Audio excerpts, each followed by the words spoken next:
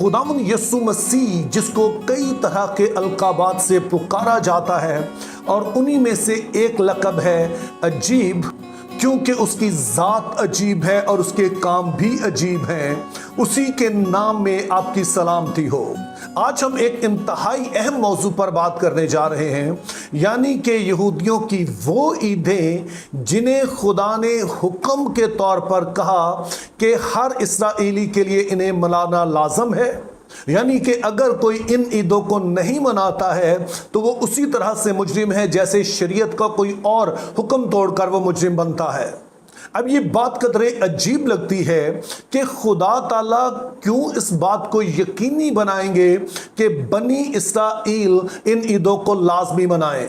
लेकिन इससे पहले कि हम अपने इस मौजू पर मजीद बात करें, मैं फिर से आप सभी का शुक्रगुजार हूं कि आप बड़े ही अहम सवालात भेजते हैं। और आज का सवाल जो है ये भी हमारे एक भाई हैं ज़ुहैब खान, जो कि मुत्तहिदा अरब अमारात में मुकीम हैं, उन्होंने ये भेजा है। तो आज हम उनके सवाल पर दो पहलुओं से रोशनी डालेंगे। हम देखेंगे कि खुदा ने आखिर इन ईदों को मनाने का हुक्म ही क्यों दिया, और फिर वो कौन सी ईदें थीं जिनको मनाने का खुदा ताला ने हुक्म दिया। अब बनी इसराइल कुल 7 ईदें मनाते थे। अब इन ईदों को आमतौर पर 2 हिस्सों में तकसीम किया जाता है। जो पहली 4 ईदें हैं उन्हें इंग्लिश में स्प्रिंग फेस्टिवल्स कहा जाता है। अगर उर्दू में हम कहेंगे तो ये मौसम बहार की ईदें हैं। जबकि बाकी 3 ईदें फॉल फेस्टिवल्स कहलाते हैं, जिसका मतलब है मौसम खज़ा की ईदें।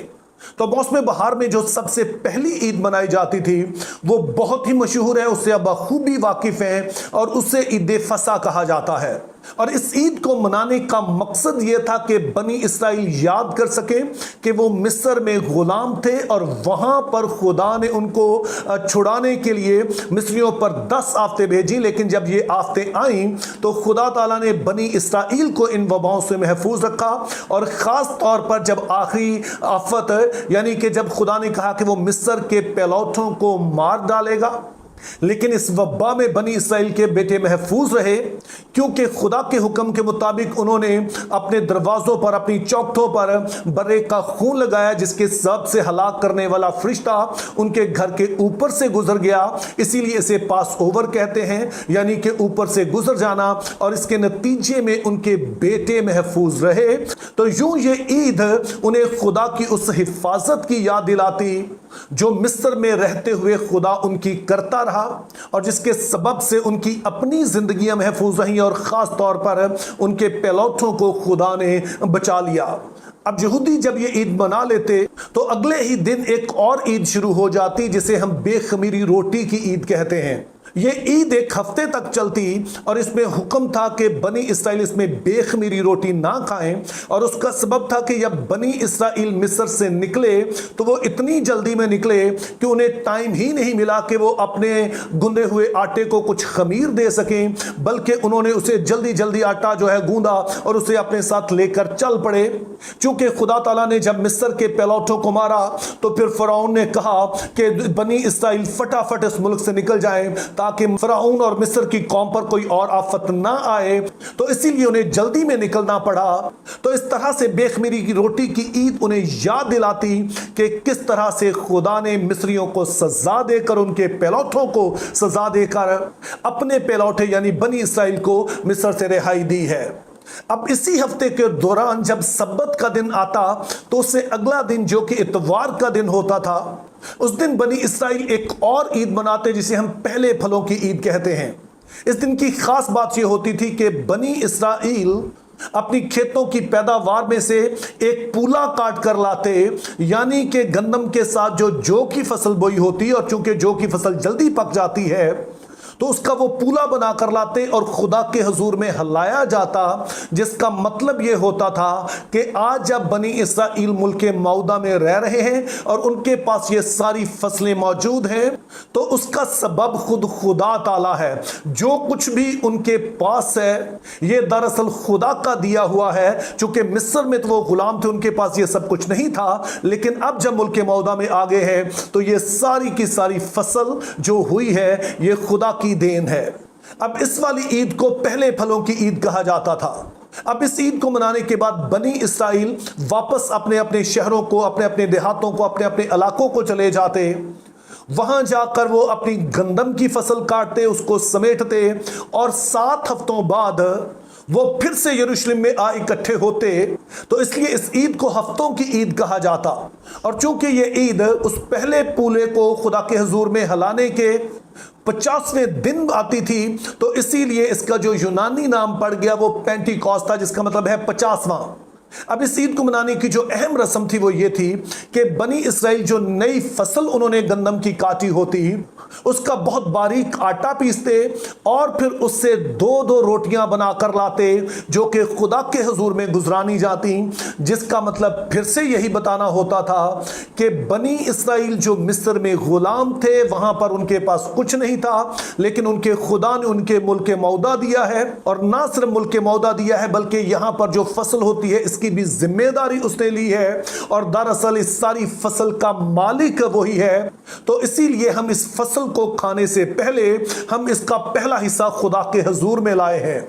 अब इस ईद को मनाने के बाद बनी इसराइल एक दफा फिर से अपने अपने शहरों, अपने अपने देहातों को, अपने गांव में चले जाते और अब जाकर वो जैतून और अंगूर का जो फल है उसे इकट्ठा करते और जो भी उससे जुड़े हुए तमाम उनके काम काज थे उन्हें करते। और 3 महीने के बाद फिर से वो यरूशलेम में इकट्ठे हो जाते। अब यहूदी कैलेंडर के मुताबिक ये तिश्री का महीना कहलाता है। अब इस महीने में 3 ईदें मनाई जाती, यानी कि इस महीने की पहली तारीख को नरसिंगे फूंके जाते, तो इसीलिए इसे नरसिंघों की ईद भी कहा जाता था। और ये इस बात का ऐलान होता कि जो ज़रई साल है वो तमाम फसलें जो होनी थी, चाहे वो गंदम की, दीगर फसलें और जो फल थे जैतून और अंगूर, वो सभी कुछ खुदा ने हमें दिया है। और ये साल अब अपने इख्तिताम को पहुंचा है और अब हमने अगले साल के लिए तैयारी करनी है।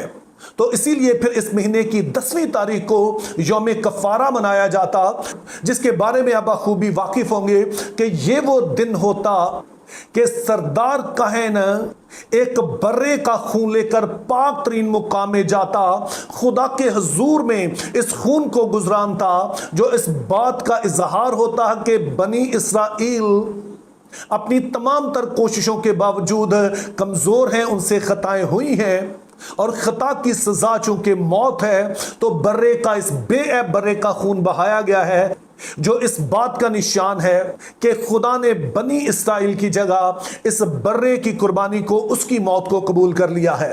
अब ये ईद भी बनी इसराइल को इस चीज की याद दिलाती कि अगर वो खुदा के लोग हैं और खुदा के हुजूर में रहते हैं, तो इसलिए नहीं कि वो किसी से बेहतर हैं, बल्कि खुदा ने उनके लिए एक इंतजाम किया है। और चूंकि वो इस इंतजाम को कबूल करते हैं, इस पर भरोसा रखते हैं, तो इसी सबब से वो खुदा के हुजूर में रह सकते हैं, खुदा के साथ उनका रिश्ता कायम रह सकता है।